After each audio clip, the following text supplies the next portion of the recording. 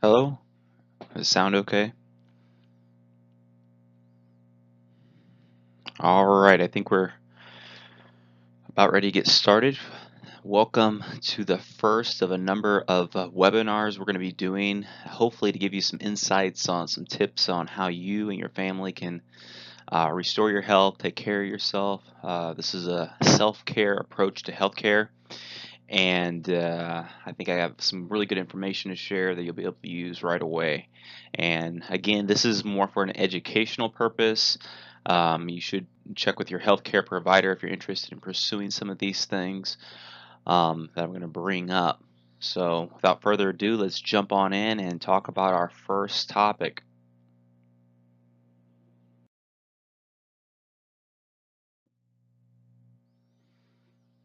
All right, the first thing we're going to look at in this series is the thyroid. Um, And we really want to answer this question, is it really a thyroid problem? Because it seems like today everyone's having a thyroid issue. And we want to look a little bit closer at this and see if we can discover some interesting insights. Now, obviously, the thyroid issue is a hot topic. It's right now in the United States, it's one of the fastest growing cancers around, and it's affecting over 27 million Americans, and most of them are women. And today, hopefully, we'll be able to shed a little light on maybe why that is. But yeah, this thyroid issue is really important because people can tell right away. Normally, their energy is just dropped down, and adrenal exhaustion and fatigue just don't feel like how they used to feel. So, this is a really important topic to make you feel like you're being productive and having energy.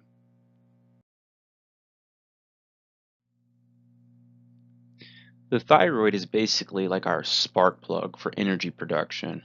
It basically controls our temperature. It also controls the rate of energy production, regulates the children's growth, and affects brain chemistry majorly, which we'll talk about here shortly. Here are a few of the symptoms of hypothyroidism. This is the underactive thyroid. Basically fatigue, low body temperature, depression, constipation, and the things you see here on this list. People normally have weight issues. A very interesting symptom is the outer third of their eyebrow starts to disappear. Symptoms of hyperthyroidism are like sudden weight loss, increase in appetite, nervousness, anxiety, tremor, sweating, and a lot of just different things going on.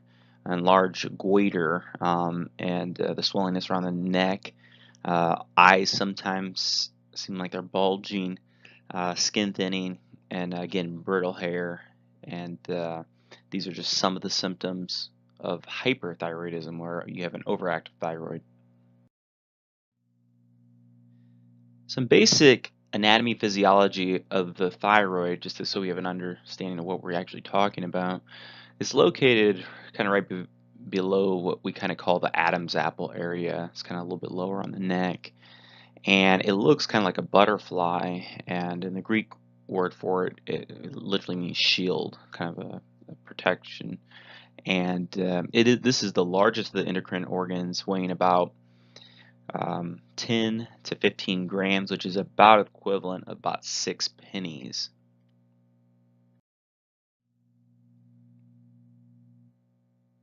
Now, the physiology of the thyroid, we're not going to try to make this too complicated, but I do want you to have some understanding because we may talk about some of these markers for the people who have had thyroid issues and stuff like that and have had some lab testing. It'll be kind of important to understand some basic principles. For one, a lot of this physiology begins in the brain with the hypothalamus and the pituitary, and what we're looking at is the HPT axis, which is the hypothalamus, the pituitary, and the thyroid, how they kind of work together. And the hypothalamus is in the brain, which sends this thyroid releasing hormone to the pituitary. It's kind of like a relay. And in the pituitary, it actually sends out 9 hormones, but the one we're really interested in today is thyroid stimulating hormone, TSH. And this is normally the common factor that the conventional medicine will test to kind of see to assess thyroid function. But as you can see, it's actually a pituitary hormone. Well, TSH runs to the thyroid gland and basically gets the thyroid busy on making thyroid hormone.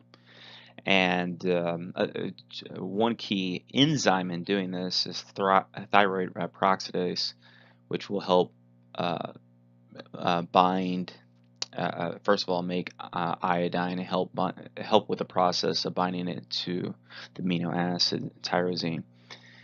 Then the body will start making T1, T2, T3, T4, and T4 and T3 are the most um, uh, bioavailable hormones that the body can actually use, and specifically T3. So hopefully this is not too confusing for those who have had work done. They've probably heard these things before. So we want to really talk about T4 and T3 because there is an important enzyme which it can get blocked if the diet's off or we're fighting an infection that will actually block this conversion of T4 to T3, and it is 5-deionase. And we'll be talking about this enzyme quite a bit because it's really important because we do want the active form of thyroid hormone T3, but this enzyme is a critical step in that. And obviously then we want to get that hormone into the cell to the targeted tissues. So there's some supplements like vitamin A and D that are also important with that. Another issue that's kind of important with the thyroid is it's kind of been said the thyroid is kind of like the canary in the coal mine. Once you start having thyroid issues, it's kind of an indication that, hey, we need to start really paying attention because a lot of times there's a lot of underlining mechanisms behind. There's already things at work when normally when a thyroid issue presents. So that's what we really want to look at today. What is really going on in the body? So one of the therapies I do is called functional diagnostic nutrition. And one of the key premises is that we want to look for the hidden stressors. And this hidden is kind of an acronym we use to kind of simplify things. And it stands for hormones, the immune system, digestive system, detoxification system, energy production, and the neurotransmitters. We look and investigate these systems to find the hidden stressors, the things that are really stressing us out that we may not even know about. And we want to look a little bit closer at these in regards to the thyroid. Okay, we're going to look at how hormones relate to the thyroid, and we want to look just really briefly at all these hidden stressors, just touch the surface. But after hopefully looking at this, you'll have a better appreciation of how the thyroid actually works and everything involved in it, and how not looking at the whole picture can really be quite a narrow view. So today we just want to look at, in regards to hormones, a little bit on cortisol and estrogen and its influence on thyroid function. For many of you, if you don't know, cortisol is our anti-stress hormone. And whenever we're under stress, which a lot of us deal with stress, cortisol is normally pumped in the body to be an anti-inflammatory, anti-pain.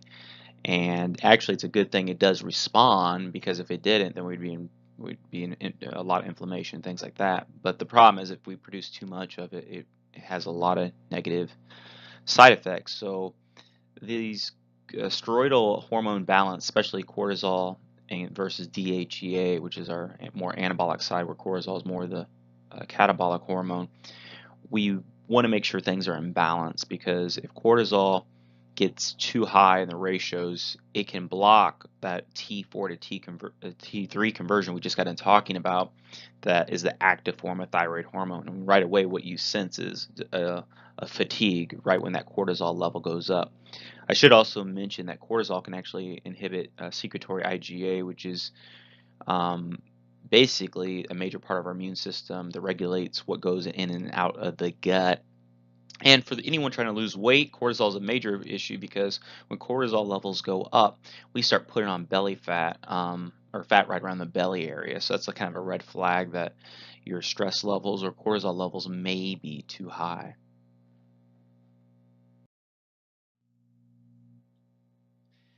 Now, cortisol inhibits T4 to T3 conversion. Now let's look at estrogen and how it can actually inhibit thyroid function as well. And right off the bat, I want to really stress this, that if you don't get anything else out of this talk, you're going to really find out that estrogen is a major player in thyroid function. And the reason being, or one of the top reasons, is that estrogen is actually an immune system modulator. And what that means is it actually controls the immune system, whether it's is operating too high or too low. And typically, when people have high estrogen levels, they're going to have a decreased immune system function. And they'll be more likely to get infections, viruses, parasites, you name it. And at the same time, if they have low estrogen levels, it tends to increase certain immune system function, and a hyperactive immune system that if you or have imbalances anywhere, if it's not communicating properly, can lead to autoimmune conditions. I should say also high estrogen can also lead to autoimmune issues, but but it's important to kind of see that whether high or low estrogen, it can be a major problem. That's why hormones are so important to make sure we have them balanced. And we'll be talking a little bit more about estrogen because we have a lot of other things that can actually mimic estrogen in the body that is a major problem. So, symptoms of excessive estrogen in the body are things like if you have fibroids or heavy menstrual bleeding, endometriosis, weight gain, sleep disturbances, PMS type symptoms. Estrogen deficiencies are more the hot flashes, vaginal dryness, moodiness, night sweats, and low sex drive. Now, some of these symptoms can apply to both, but in general, that's kind of what we see for the most part. And there are ways to test this. One test I like to run is the Dutch lab, and we may not talk about too much today, but it is a way to actually assess to kind of figure out exactly where your hormones are at. Number two, the other way estrogen directly influences thyroid is that it actually increases thyroid binding globulin, which basically is a taxi for um, uh, your thyroid hormone. So by having high estrogen levels, it can actually bind up your hormone, your thyroid hormone, and in essence, it can actually lead to a low thyroid, hypothyroidism via the high estrogen by increasing this thyroid binding globulin, which is a problem. And we'll be talking about this more later, but in our environment, we have a ton of xenoestrogens, or if people are on like birth control or oral contraceptives, which are normally can be high in estrogen, they can throw this off as well and decrease immune system function, increase TBG levels. And it's important to understand that it's, uh, it's believed that women on average use 126 personal products, and a lot of these are laced with parabens and things that are actually like xenoestrogens, and they don't even know it. Also, and men likewise are only 25 personal products. So one strategy, which we'll talk about here later, is to actually clean up the environment of the things you're using, because you may not be realizing it. You may be putting estrogen on your body or in your body every single day. And if you can avoid it, definitely do, because it will lead to a lot of problems. Here is something you can do actually right now, today, and kind of add into your diet as long as you don't have a sensitivity to any of these things that may be quite helpful on lowering your estrogen levels. Because one issue that a lot of people have is that you just keep recycling their estrogen in their body. Maybe they don't have a efficient amount of bile, or liver gallbladder's not working properly, and they're just keep recycling it. So one of the ways to help with this is what's called the anti-estrogen salad. Some people call it the raw carrot salad, and it's real simple to make, and that's why I like it. You just take one, some people use two, raw carrots, or preferably organic, meaning no chemicals, and you shred them up. You put them in a bowl. You add a tablespoon of coconut oil. You may have to heat it up a little bit to melt it, or stir it in real well so it kind of melts down a little bit. 1 tablespoon of apple cider vinegar, and a pinch of real salt. You can use Himalayan salt or some. Don't use table salt. Use some sort of real salt, Celtic salt or something like that. And you can salt to taste. Well, you can just stir this all up, and voila, this is going to be, it's going to help you pull estrogen out of your body. The fibers in raw carrots does a really good job of chelating the estrogen out of the body, kind of like what bile would do if your gallbladder or liver was is working properly. But this is a very easy way via food to start moving stuff out. And it's actually known that carrots are anti not only estrogen but fungal, and there's a relationship between fungus and estrogen. By the way, we'll probably get into it later on a fungus link talk, but a lot of people that do antifungal diets, they'll notice that even though carrots may be higher on the glycemic index, they're allowed on a lot of antifungal diets because of this anti-yeast and anti-estrogen effect. So moving along and looking at the immune system, we're going to talk real briefly. This is a huge topic. Again, this is kind of just an overview of these hidden stressors that cause thyroid issues. But we want to look and talk a little bit about Hashimoto's and Graves' disease just a little bit.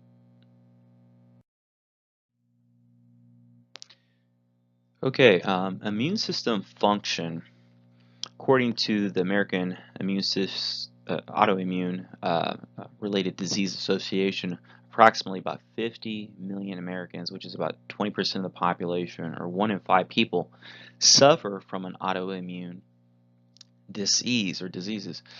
It is estimated that 75% of the people affected are women. That's huge. And again, we talked about this earlier, that most of the people with thyroid issue are also women. And I probably should have mentioned when we were talking about the estrogen, that's probably the connection between the women and the high estrogen. The imbalance there is probably the connection with the autoimmune. When it downregulates the immune system, it can actually cause some of these autoimmune issues like Hashimoto's and Graves. So that is probably the direct link between those. But anyways, according to the American Association of Clinical Endocrinologists, 27 million Americans suffer from thyroid dysfunction. Of the detected cases of hyperthyroid, more than half, some people believe up to 90% of the autoimmune disorders is Hashimoto's. Basically where your tissues are actually miscommunicating, not identifying self, and actually attacking your thyroid gland itself. So yeah, it's a major problem. So really, it is a immune system issue. A lot of people totally overlook this and don't ever address that cause, the root cause. They may have Hashimoto's or Graves, and they never address the immune system, which to me is crazy, because if you have an autoimmune issue, you need to improve the function of the immune system. So women are affected 10 times more often than men with Hashimoto's, and again, I believe is really linked into a lot of the hormonal issues, especially with estrogen being so high, ramped up so high via products and other xenoestrogens in the environment. So one of the things that are really key when you're dealing with the immune system is knowing how to balance the immune system with supplementation, going on, resting, getting out in the sun, vitamin D obviously, and balancing what's known as the Th1 versus Th2 immune system. Today we won't get into too much of that, but there is some balance that needs to take place into immune system function, and you can do appropriate testing to figure that out. And also they're using even appropriate testing to determine if there may be an autoimmune issue or if you need to really work on your immune system function. Wanted to talk real briefly about a difference between the functional diagnostic nutrition model and the conventional um, medical model. One of the things is when you go to the doctor, they'll run their panel, and normally for the thyroid, sometimes it's only T4, which, like I said earlier, really doesn't fully assess the thyroid. But nevertheless, they have pathological ranges, and this is huge. There's a difference between pathological ranges and optimal ranges, and a lot of people don't understand this. So, uh, a lot of times, and even when it comes to blood sugar, oh, for example, we'll even talk about blood sugar right now. So, on a glucose marker, a lot of times a doctor may not do anything until you reach actually, like, 126 points on that test. Then at that point, they would, prescribe something, maybe like metformin, whatever it may be, to help regulate your blood sugar. At that point, they can do something. But in the optimal ranges, 80 to 90 is the window. It's much tighter. And if you slip outside of that, whether you drop below into hypoglycemia or above 90, then we know you're not working optimally. And that we want to really focus on that now. Because I'll talk about this more later when it comes to the neurotransmitters, but glucose is huge. If you can't get your glucose in the right area, you're going to have major thyroid issues. And just a quick tidbit on uh, glucose, insulin, and stuff like that. When we have a dysregulation of blood sugar, one of the side effects is that especially with people with polycystic ovary syndrome, is that their lipid panels will be real high. Glucose will be high, over 100 normally. All their lipid markers, cholesterol, LDL, stuff like that will be high. HDL be low. They are going to have high testosterone levels. Now, the interesting thing with high testosterone levels is different than estrogen. Estrogen increases the thyroid binding globulin, which can lead to hypothyroidism that way. But high testosterone can decrease the TBG levels, which that can also lead to hypothyroidism, and having sensitivity with the cells with the thyroid hormone. So, and then that's where the connection is with blood sugar, insulin, and polycystic ovary syndrome with thyroid issues. The blood sugar is directly linked to it, and a lot of people don't understand that. So, I just wanted to point that out because we want to really work to getting in these optimal ranges. Now, since I'm talking about the immune system right now, I'll talk just real briefly on the antibodies because a lot of people don't do the antibody testing, like for TPO antibodies, and the range can be quite tight. Again, 0 to 10. If anyone's even over a 10, you can start working on immune system function right now. And another indicator of that is if you have a vitamin D level under 30, that's going to be a problem, a major problem, since vitamin D is the regulator of the whole entire immune system, kind of the auditor. Looking at these things from a optimal range perspective is really key to understanding thyroid function. One last note on vitamin D: a lot of people that do have an autoimmune condition where their body is attacking self, vitamin D, these individuals have a genetic issue where they're not able to fully use vitamin D. So it may be warranted for them to have higher doses of vitamin D in the right form and with the right other nutrients, cofactors like vitamin K27 and things like that. Things need to be in balance when you're doing that. But just to let you know, the standard dose of maybe even 5,000 international units may be way, way low with someone with autoimmune issues. So without testing, you don't know. So it's important to actually test and find out where you're at and know where you're at within the optimal ranges as well. Because you may get a lab back and everyone said everything's okay, but you may be able to already tell that there is an issue at play. All right, we're moving along. We're going to look at the digestive system, and today we're just going to briefly look at the mucosal barrier and the microbiome balance. You ever wonder why a dog can basically drink and eat about anything and not get sick? Well, it's that slobbery mucus that runs all the way from their mouth all the way to the other end, and we have that same mucosal barrier, that slobber, in our mouths and runs all the way to anus. And it's really important to understand that our immune system is located within that mucosal barrier, and that's why this is so important.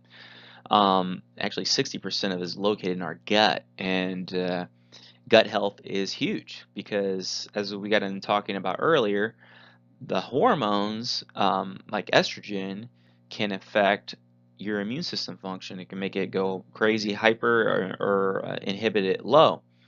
And now we're learning in the gut that your immune system is literally located there. So we're just going right down the list, and you can see how all these things are interconnected with the hormones, the immune system, and the gut, especially with this mucosal barrier. And we want to make sure that this is the proper levels, especially secretory IgA, the gatekeeper, so we don't develop something like a leaky guts issue, or if we get a dysbiosis between good and bad bacteria, that will mess up the balance of the microbiome, and it can cause a lot of problems. Another direct link to thyroid and gut function is that 20% of our T4 to T3 conversion, again, that's our active thyroid hormone, happens actually in the gut, with those good enzymes and things like that. It has to be in the presence of good enzymes and good bacteria in the gut. And I will say that when we have a dysbiosis, this bad bacteria, one of the byproducts of that is something called LPS, and it is directly linked to totally inhibiting the thyroid. It can reduce thyroid hormones. It can dull the thyroid hormone receptor sites. It can increase the amount of inactive thyroid hormone T3, or reverse T3. Decrease TSH. It can mess up the relationship between the pituitary, which is the one of the master glands. So it's really important to make sure we get this LPS bacteria under control, and it's linked to a whole bunch of other things. A study came out recently in September linking LPS with Alzheimer's, and it's linked to a lot of things.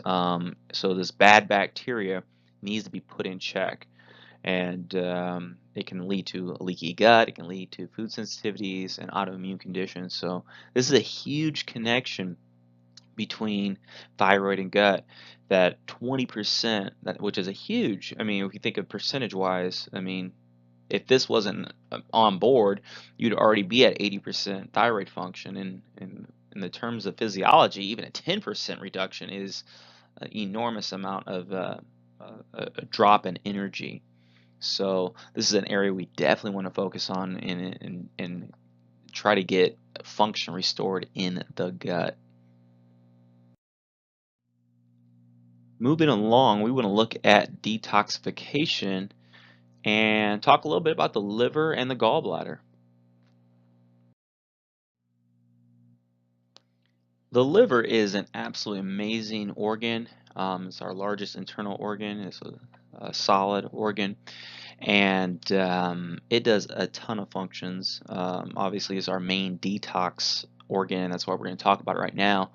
But in regards to the thyroid, what I'm about to say is just huge. Your thyroid can't possibly work um, at 100% or optimally without your thyroid or your liver being on board.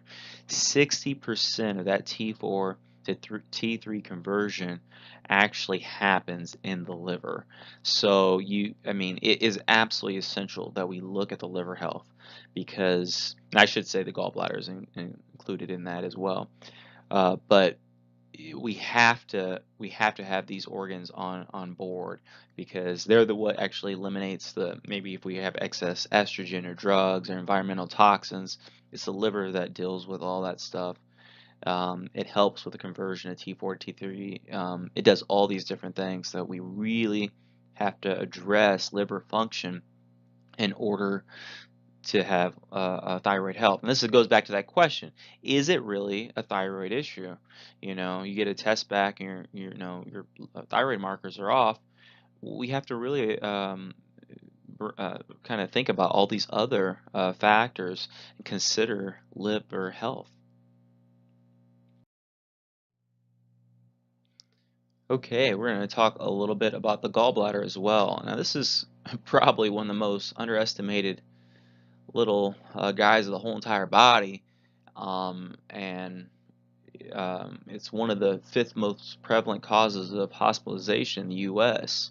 20 million Americans have gallstones, and more than 3,000 gallbladders are removed yearly.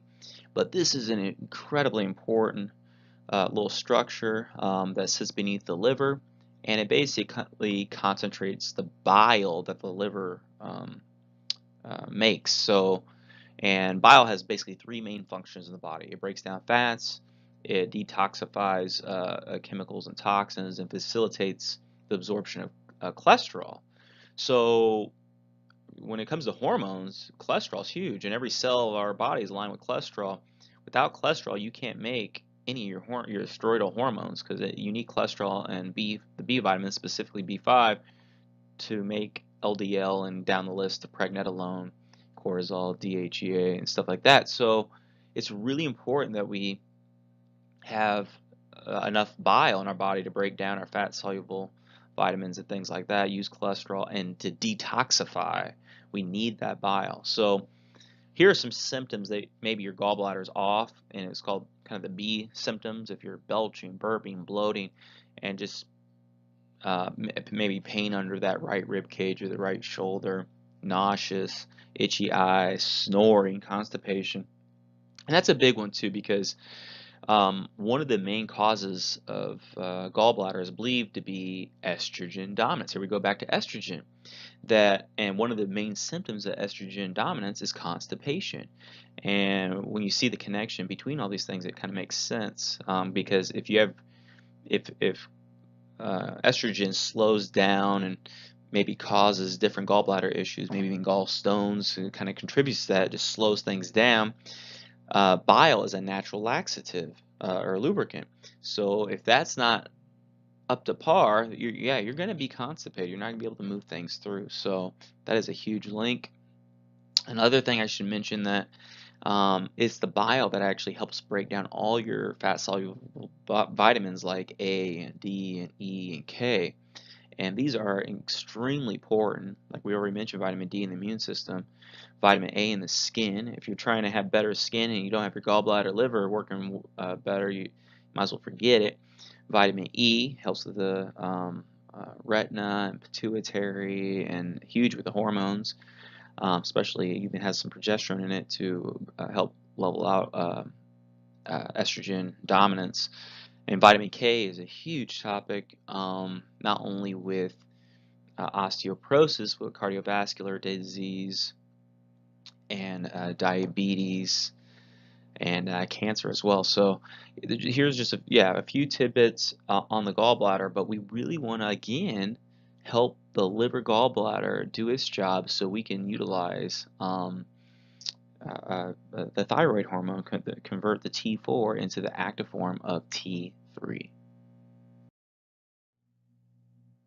All right, we're moving right along. We are at the E, and I actually put a double E here because I believe there's two things that can tie in here. One is energy production, which kind of deals with mitochondrial health and just the fact at a cellular level, how we produce energy, and also environmental factors that play a big role. So we're going to look at electrolyte balance and heavy metals just briefly here. When it comes to energy production, it is important to know your thyroid ratio and actually your adrenal ratio as well. And we'll talk about these more in a second. But it's really important to know that the adrenal ratio is really the fuel for the body, and the thyroid ratio is kind of like the spark plugs and the engine that kind of make everything. We combine these two, we can produce energy, and this is really important. And a lot of people don't realize they have a thyroid and an adrenal ratio, and we're going to talk about that now. I run a number of tests, everything from advanced thyroid tests, you name it, blood tests, stuff like that. But one of my favorite tests to run that's quite affordable and it gives a ton of information is a hair tissue mineral analysis test. And one of the ratios it gives on this test is the thyroid ratio. And this is the relationship between calcium and potassium in the body. And the ideal ratio is 4 to 1. That means calcium 4 to potassium 1. And on the test, it's 40 to 10 is the ideal numbers we're looking for. And there's kind of a reference range there. But we can tell a lot by when we look at calcium potassium what's going on, because in the body, this is generalities here, but the calcium almost puts on the brake somewhat for the thyroid. So if we see that top number, that 40, raise up above the potassium number, we'll see normally more like hypothyroid type symptoms. And you can even see 16 to 32 sluggish thyroid, 32 plus severe low thyroid activity, where potassium is basically the accelerator. It really increases thyroid function. So if that bottom number raises up, that 10 raises up closer to the 40, or even have an inverse relationship, you're going to have a faster thyroid function. As you can see, if you're 1 to 2, you have moderately fast.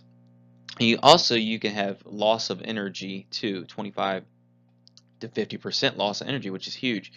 And if someone was below 1, excessive thyroid activity, 50% or greater energy loss. And when I originally did this test on myself and my family, it was amazing. I actually had this reverse pattern where my kind of like a fast oxidizer, where you're using up too much energy. You're just burning it. I mean, burning through things. And I had a major deficiency actually in uh, I said imbalance between the potassium and the calcium. So it's important to get these ratios correct. And the hair analysis not only tells you the ratio, it actually tells you the supplements you need to take to correct the ratio. So it's very cool to help balance not only this ratio out, but the adrenal ratio as well. Another key area to look at with the E, and for hidden stressors, is environmental factors. And I would like to do a webinar on this one alone, because it's just so much information that's coming out now that's really game changing when it comes to our health. There's things in our environment that can really damper health and kind of totally wreck a lot of things you're doing if you're not aware of different things in the environment. So I just want to make a mention of basically two things here. Number one, heavy metals. And one thing that a lot of people may not be aware of, that heavy metals is another category, kind of like xenoestrogens, of metallo estrogens, where you basically have estrogens that are mimicking estrogen, or heavy metals mimicking estrogen properties in the body. They're attaching to receptor sites, and they're basically elevating estrogen in the body. Now this is crazy, because you may not have thought about that, but there has been links to aluminum consumption and breast cancer and different things like that. And it makes a lot of sense when you consider that all these different metals help boost estrogen and mimic estrogen in the body. And it's very important to get control of them. On the hair test, you actually can get this information here on the aluminum and these 5 mentioned here. Cadmium is a special mention, because when it comes to whether the females or male health, it can literally attach to the ovaries, and the guys actually attach to the testes and cause major problems. This major cause of fibroids for women, endometriosis. And these heavy metals, if they're present in the body, they need to be safely chelated out via diet, things like that, key supplementation. But I should also mention that a lot of these heavy metals, especially cadmium, is delivered via placenta before a child's even born. So they get them from their mother, and it's very common that she'll dish them off via the placenta to the baby. So that's a common thing, to have newborn children with very high heavy metal levels, which greatly influence brain function and things like that. So even it's interesting because certain supplements, when people take them, they'll notice that their children will, especially in the autistic community with autism, if they take certain like probiotics or certain chelators, they'll notice their children will start speaking better, that they'll be able to say more words and things like that. And it's very fascinating, the connection with those supplements and being able to chelate some of these heavy metals that have cognitive um, negative side effects in the neurological system. So another one that I probably should mention is mercury, because mercury is known for raising antibodies in the body, um, and thyroid antibodies, which is tied into autoimmunity. And in this vaccines and autoimmunity, it kind of even reports when people removed those mercury-containing things that it actually decreased the thyroid antibodies. So kind of links it again to heavy metals and autoimmunity, immune system issues, and estrogen as well. So here again, we're back to estrogen in the immune system.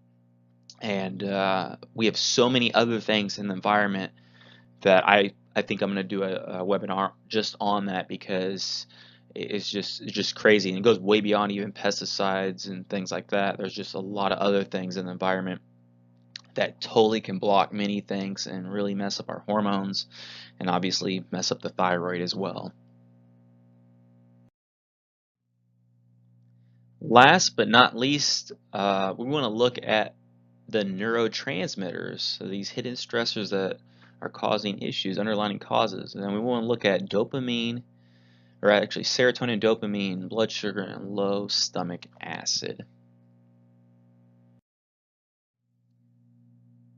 Serotonin and dopamine are our master neurotransmitters, and they are involved in a whole bunch of different things. Generally, serotonin is known as the joy or well-being neurotransmitter, and when we don't have enough of it, a lot of people have a loss of pleasure, feeling depression, inner rage, difficulty finding joy, loss of enthusiasm, not enjoying friendships, unable to fall asleep at night, and stay asleep too. So serotonin, a lot of people know it's kind of linked into sleep and things like that. Very interesting little tidbit. 95% of the serotonin is made in the gut. So if you have a dysbiosis, you're not going to make that neurotransmitter. So that's important to know. Also, dopamine is our pleasure reward neurotransmitter, and if we don't have enough of it, we're normally not motivated. We don't finish tasks that we start, feeling worthless, hopeless, and just a lot of just kind of depression type things, inability to handle stress, anger, aggressive while under stress, um, basically a lack of concern for family and friends, a need for caffeine to feel mentally alert, and low libido. Those are just some of the symptoms for both of those, but we want to talk a little bit about how they help in regards to the thyroid. And one of the things they do right off the bat, if they help with the conversion again of T4 to T3, they are part of that, the communication between the 5-deiodinase enzyme that helps with this conversion. And so if anything breaks down their pathways, the serotonin, dopamine, you're going to have a breakdown in your thyroid hormone. Normally that represents as a low TSH number, like below 1.8, or a total T4 number below 6. So, but you may be asking, well, what normally causes this, breakdown in pathways between serotonin and dopamine, these major neurotransmitters? And that's where we come to blood sugar again, because blood sugar is the number one basically cause, especially clinically, of why serotonin and dopamine are not at the right levels. And this is huge, because if you have a blood sugar instability, you're not going to be able to regulate energy, and it's going to throw off not only your hormones and everything else, it's going to throw off your neurotransmitters. And I want to talk just a little bit more about dopamine, because it's kind of key. It has a special relationship with the thyroid beyond even serotonin. Now, yes, it helps with the conversion of T4 and T3 in the thyroid, but it also helps with the T4 T3 conversion in the brain, and actually supplies the brain with thyroid hormone, which will keep it mentally alert and be able to do cognition. That's one of the signs if you're deficient in having thyroid issues and your dopamine levels go down. You're going to have foggy thinking. You're not going to be able to think straight because the dopamine is not supplying the brain with the thyroid hormone. So in exchange, it's an interesting connection because then the thyroid will help actually produce the dopamine via the thyroid hormone. So in the liver and the kidneys. So there's this loop like where the thyroid will help produce dopamine and the dopamine will help produce thyroid hormone. And if either one of these chains are broken anywhere, it can actually drop thyroid function and neurological function as well. I want to mention just real briefly, and it's kind of more important than how little I'm going to talk about it, but low stomach acid is huge is very common with people with thyroid issues. And when you understand that, like for example, tyrosine, you need it in the body to actually produce your neurotransmitters and things like that. That if you don't have your stomach acid, if it can't get low enough, if you're not gonna be able to break down your protein to utilize it for your hair, your nails, your skin, your muscles, and the different things made of protein in the body or enzymes, and you're gonna have issues. So it's very common that people with thyroid issues have low stomach acid. And what I mean by low stomach acid, they're not getting their stomach acid low enough. They actually have um, they're somewhat alkaline. So we need to help drive that pH back down so they can actually break down their food and utilize it. This is also important because the immune system, our first place of defense for any parasite, bacteria, virus is actually the pH of the stomach. So hopefully this helps a little bit and we'll continue on. Okay, so there you have it. We looked at some hidden stressors that possibly can cause thyroid issues. We looked at the hormones, specifically estrogen and cortisol, the immune system, talked about that a little bit, digestive system with the gut bacteria, diet, detoxification, liver gallbladder importance, and a little bit about energy production, the thyroid ratio, and heavy metals influence on the thyroid and neurotransmitters. So we can see that if we look at these areas, we can get a better appreciation of how well this thyroid is working.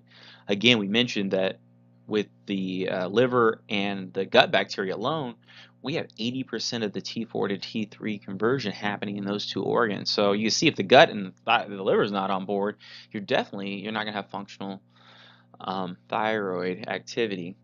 So we want to do a little comparison between kind of the conventional approach versus a more well-rounded wellness approach.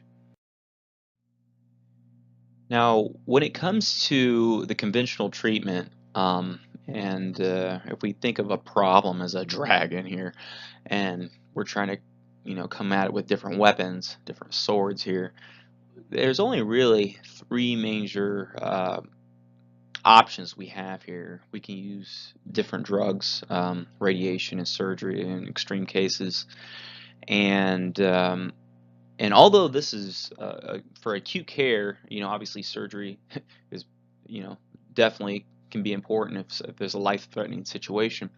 However, in the case of a lot of these thyroid conditions, which a lot of them are autoimmune, these type of issues develop over 15, 20 years. They take some time to actually develop. There's other underlying things that actually contribute to them, like for example the immune system function. So even though you maybe have done these already or whatever, the problem with these, none of them have really addressed the root cause, and that's one of the major things, and it's actually quite limited.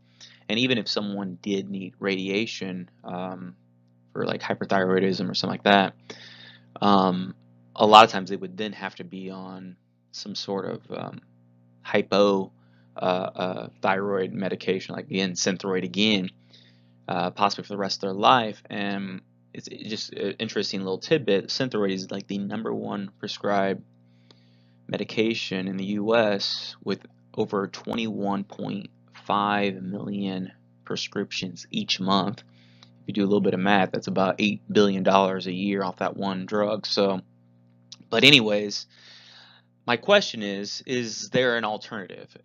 Is there something else you can do besides drugs, radiation, and surgery in the cases of maybe even cancer? And that's what we want to look at now. A wellness approach, I believe, is a lot more comprehensive for one, and we really this dragon, this problem that we're trying to do, not that we want to kill the thyroid, but in order to address this issue, we definitely want to surround this dragon. We really want to look at the whole picture, and not only looking at the hidden stressors we already mentioned, like the hormones, immune system, digestive system, detoxification, energy production, environmental factors, and neurotransmitters. We also want to look at lifestyle issues like diet. Are you eating the right types for your body? Rest. Are you getting the right amount of rest? Are you getting sleep? Are you taking time for yourself in the week? Exercise or movement. Are you doing too little, too much? Are you doing the right movement for your body? Stress reduction. Are you doing things that could potentially cause stress issues that you know of, and how to manage those? And the final S in this Address for Success program of the H.I.D.D.E.N program is supplementation, which uh, can be very precise, and that's why actually testing is so important. You can actually have a more of a sniper approach versus the whole shotgun approach and say, I'll take that, this, and that. You can know kind of what exactly to take for that issue. So it's very nice. So this addresses more lifestyle factors and wellness. It's actually teaching you how to take care of yourself. So it's a self-care approach, and I believe this approach can definitely address not only thyroid issues, a number of other things you may not even realize you have by getting down to the root cause.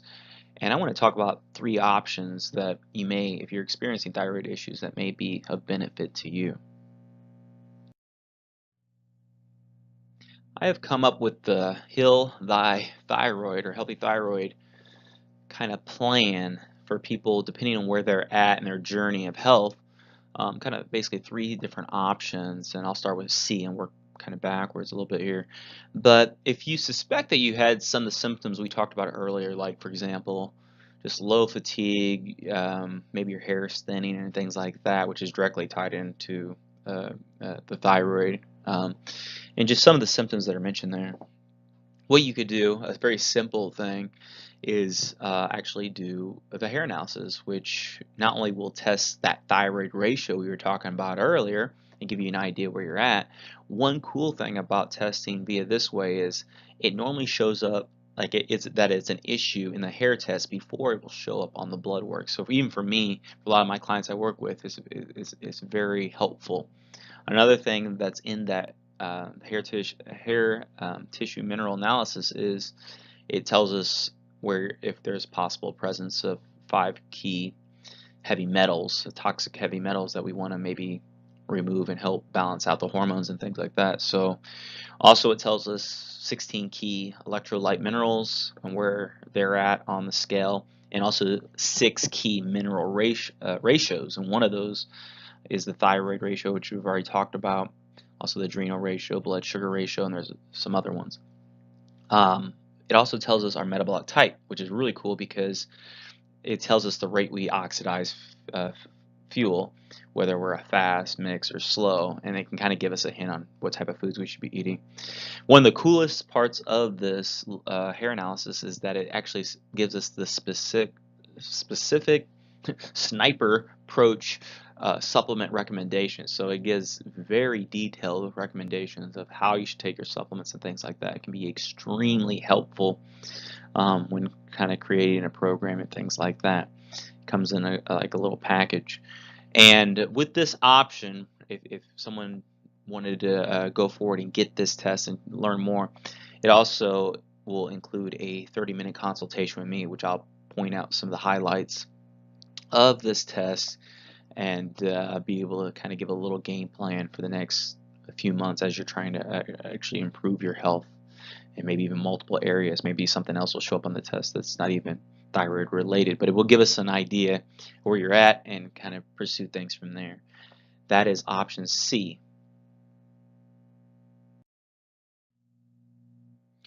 Option B is for people who maybe know they have a thyroid issue. Maybe they have done a test before and they were borderline, or they've maybe already been put on Synthroid, and their symptoms really haven't improved very much, and they may want to look a little bit closer. So option B may be for them, where it will include that very same hair analysis I just got done mentioning, but it will also include the comprehensive thyroid panel, which will look at more than just the TSH, but it will look at all the different markers that are really appropriate to kind of get a better idea, even the autoimmunity antibodies and stuff like that, to kind of see if the immune system is involved in things. Also, vitamin D is on this test, which is really good too, because some authorities believe that just by getting your vitamin D's right, you can almost eliminate 30% of all cancers just by getting your vitamin D in the right position. So, very, very important.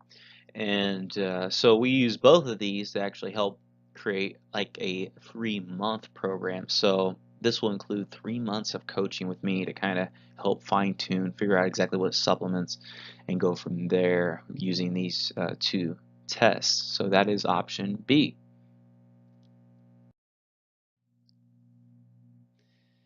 Option A is more for individuals who, again, have thyroid issues. They may even have an autoimmune issue. Maybe they may have a grave disease. Maybe they already had their thyroid removed, or they did the radioactive iodine and radiation therapy, or they already have, they're on Synthroid. They have Hashimoto's or Graves, or or wherever they've been on this um, wheel for a while, and they're looking for something else. So we're still not quite getting the relief that they thought they would through the conventional approach, and they're looking to see if they can improve their energy even that much more. So this program would be more appropriate for them, or anyone that's interested in just trying to get as healthy as possible. So what this includes is addressing those hidden stressors we just got into talking about earlier, really looking into the hormones, the immune system, digestive system, detoxification system, energy production, and neurotransmitters. Also addressing what we call the DRESS principle, where you're looking at diet, rest, exercise, supplementation, and stress reduction, and really honing in on those things on trying to improve health. Now, this program is a 12-month program with a focus of trying to optimize your thyroid health. And granted, it's really a holistic program. It's going to do much more than even thyroid health, because as I got on mentioning, there's so many other things tied into thyroid health that actually affect it. So again, is it really a thyroid issue? Without testing, you really don't know. But this program is a 12-month program. It does, especially if you have autoimmune issue, I will say it took years to develop. Although you can get benefit really quickly when you have precision supplementation and nutrition and lifestyle uh, um, um, coaching. Sometimes it does take some time to overcome some of these things. You kind of progress in layers. So it's a 12-month coaching program. And for those who actually sign up today, or via this webinar, web class, will actually get in this program the hair tissue mineral analysis.